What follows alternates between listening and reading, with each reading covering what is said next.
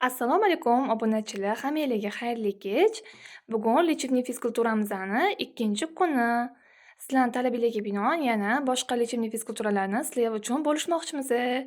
Hozir qizalog'im oyoq kaft qismidagi tortishib qolgan, ya'ni tonus holatini yechish uchun mashqlarni bajarib ko'rsatadilar.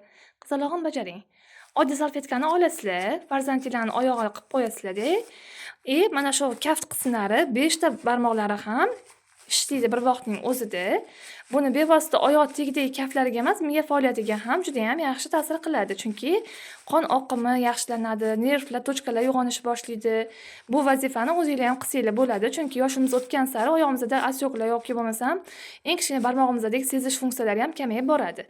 Mana shu mashqni ikkita oyog'ida ham 3 marta, 4 martadan boshlab qilinadi birinchi kunda va har kuni iloji boricha bajaringlar farzandinglarda o'yin tariqasida. Bu mashqimiz, ikkinchi mashqimiz X obraznosida juda ham yaxshi natija beradi. Chunki to'piq holatlari yaqinlashadi, tonus holati yuqori bo'lishligi mumkin ba'zi bolalarimizda. Qizalog'im qilib ko'ring.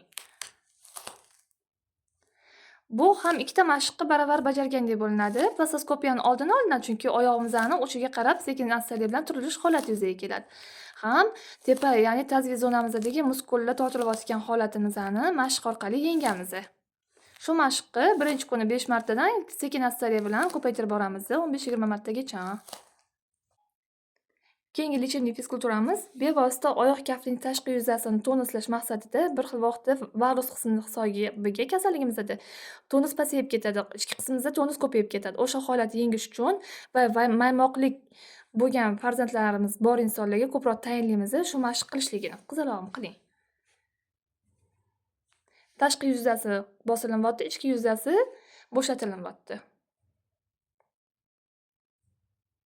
Tepa muskullariga ham ta'siri bor. Bir vaqtning o'zida tepa mishsalari ham ta'sirlantirib ishlanilayotgan mashqimiz.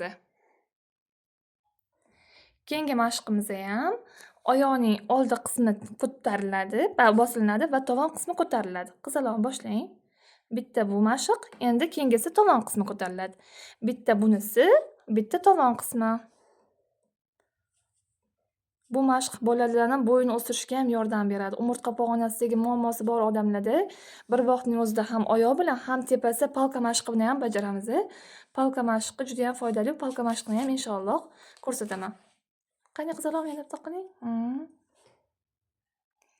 Keyingi mashqimiz yoyib qo'ygan qog'ozinglarni yig'ib yoyish yoki bo'lmasam yig'ilgan narsani yoyish mashqini bajartirasizlar. Lego qilsanglar ham bo'ladi. Legoni faqat kattaroq bolalarga qilinglar, chunki yosh bolalar bosim bilan oyog'ini bosganligida ziyon yetkazib qo'yishligi mumkin. Qizalog'im yig'ing. Bitta joyga yig'ilinadi. Onajonlar, bizda tashlalayotgan ma'lumotlar farzandlar kelajagi uchun juda ham muhim. Ko'rib ketmasdan iloji boricha maksimum darajada shug'ullaninglar. Bolalar ham aqlan faoliyati rivojlanishiga, to'g'ri shakllanishiga, umurtqa pog'onalariga yaxshi natijaga berishligi uchun juda ham kerakli. Ertaga kasal bo'lgandan keyin uni davolagandan ko'ra, uni oldin olganimiz yaxshiroq, samaraliroq. Mana shu mashqni qayta qilinadi. Agar yosh farzandlari bor yoki bo'lmasam farzand tarbiyasi bilan shug'ullanishda qiynalayotgan ota-onajonlar bo'lsa, bu videoni tarqatib qo'yinglar, hammaga samarali bo'lsin. Va men sizlardan bitta iltimosim bor.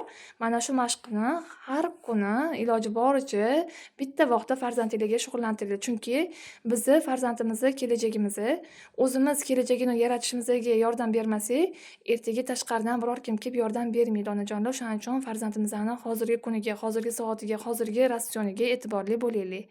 Hammanglarga xayrli kech. Inshaalloh ertaga kunimizga qaysi ma'lumotlar sizlarga qiziq bo'layotgan bo'lsa, kommentariyalarda yoki bo'lmasam o'sha bo'lish mavzularida yozib qo'ysanglar, sizlarga o'sha ma'lumotlar haqida video tayyorlashga kirishamiz. Hammanglar yana bir bor sog' bo'linglar. Hammanglarga xayrli kech.